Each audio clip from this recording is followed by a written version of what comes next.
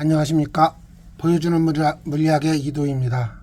54번 박스 안에서 파동이 중첩과 반사에 대해서 말씀드리겠습니다. 지난번에 보신 거와 똑같이 그 파동이 움직이는 걸 우리가 볼 수가 있는데, 먼저 이 파동이 여긴 이미지너리 파트라고 보시면 됩니다. 실제로 여기 안에만 박스 안인데 여기에 벽이 있고, 그죠?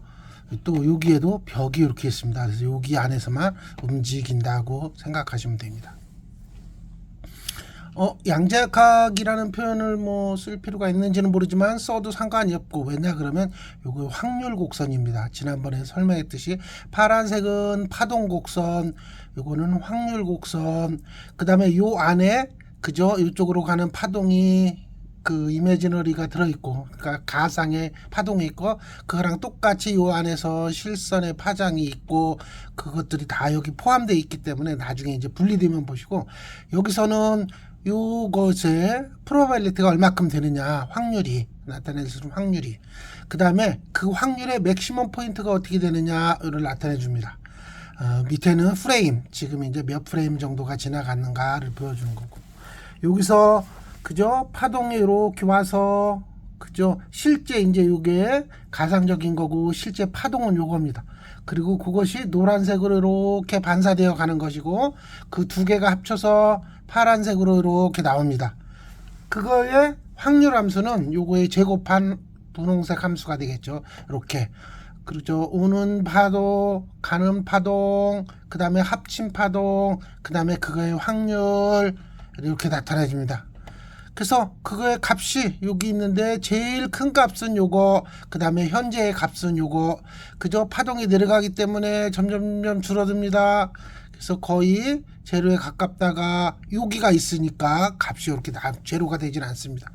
그리고 요게 이렇게 가고, 여기가 저번에도 얘기했듯이 정지해서 정상파가 왔다 갔다 하는 것처럼 보이고, 파동의 길이가 여기에서부터 요 벽까지의 길이보다 더 짧기 때문에 여기서는 어떤 현상이 일어나느냐, 조금 보시면 요 확률인데, 요 확률 그래프가 여기서 공간에서 이렇게 있을 때는 변하지가 않아요. 다시 말해서 여기에 왔다 갔다 하는데 아무런 제약이 없고 확률에 변화가 없다는 겁니다. 다시 말해서 어디에 있어도 상관이 없다. 이 파동이 이렇게 날 수가 있고, 그 다음에 이제 그 우리가 이미지너리 가상의 파동은 없어버리고 요 안에 이제 갇혀버리게 됩니다.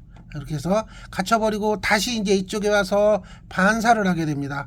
그러면 아까 노란빛이 약간 녹색빛이 되면서 반사가 이렇게 되고, 그 합친 것, 그 다음에 확률 함수가 이렇게 나타나고, 그죠? 여기서도 마찬가지로 반사가 돼서 이렇게 나타나는 걸 우리가 볼 수가 있습니다.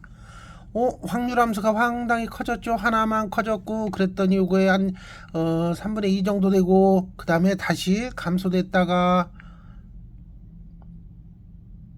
다시 또 증가를 합니다.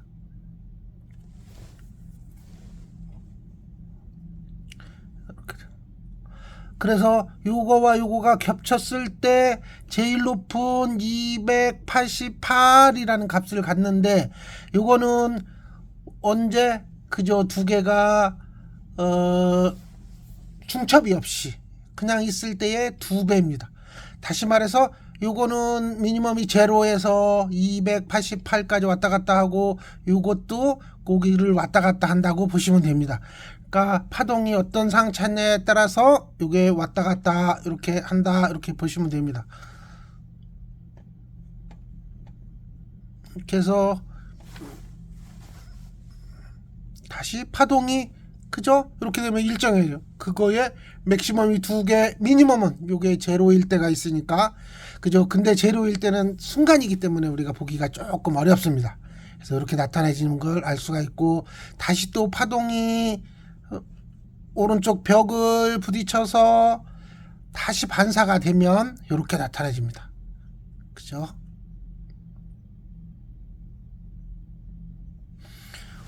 이 오는 파동하고 가는 파동이 색깔이 전부 달라요. 아까도 다르고 지금도 다르고, 그죠? 그래서 오는 파와 가는 파를 구분하려고 이렇게 만들어 놓은 겁니다. 그죠? 요게 이제 정상파가 되고, 이 정상파가 이렇게 올라갔다 내려갔다 하는 거는 파동이 진행해야 되는데 진행하지 않는 거는 그죠? 오는 파하고 가는 파가 서로 합쳐졌기 때문에 오고는 거 가는 거가 서로 상쇄되고 파고만 그죠? 높이만 이렇게 높아지는 거 우리 알 수가 있습니다.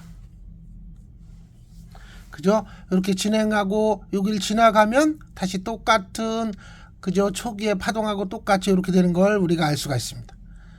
그죠? 이렇게 파동이 다시 커지고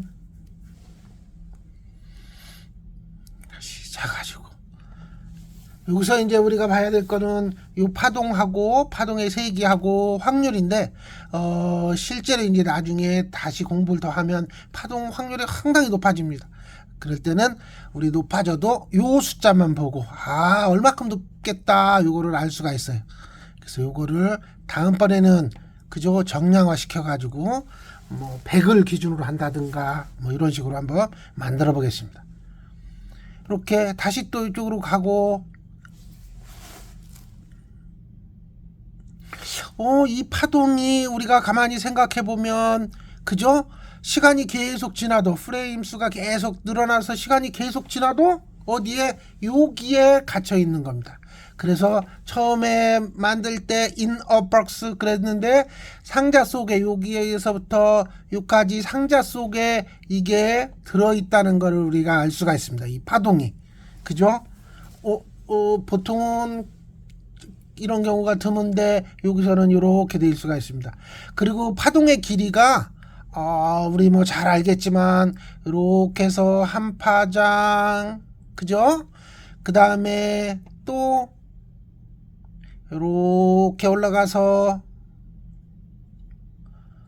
한 파장, 이렇게 두 파장짜리입니다. 파동이 상당히 짧은데 일단 우리가 이해하기 쉽게 파동이 짧을수록 이해하기가 쉽습니다. 그래서 이런 파동이 있다는 걸 아시고 다음번에는 파동의 길이를 더 길게 하면 어떤 느낌이 나올까, 어떤 현상이 나올까, 이런 거에 대해서 한번 이야기해 보기로 하겠습니다. 여기서는 어떻게 이 파동보다 간격이 더 길을 때는 그죠? 어느 순간에는 그죠? 이게 작아졌다가 커졌다 그러면서 그죠? 이 확률이 커졌다 작아졌다 이렇게 되면서 그죠? 지금도 커졌다가 또 이게 내려가면 작아졌다가 이렇게 되면서 나타내주고, 여기서 여기까지 지나갈 때는 그대로 지나가고 그죠? 파장하고 아무 상관없이 지나간다는 걸 우리가 알 수가 있습니다. 이렇게 나타나는 걸 우리가 알 수가 있고, 다음번에는 여기서 파장이 파장의 개수가 더 많을 때 어떤 현상이 일어나는지 우리 한번 살펴보도록 하겠습니다. 그래서 여기서 중단하고 끝내고 다음에 다시 만나기로 하겠습니다. 안녕히 계세요.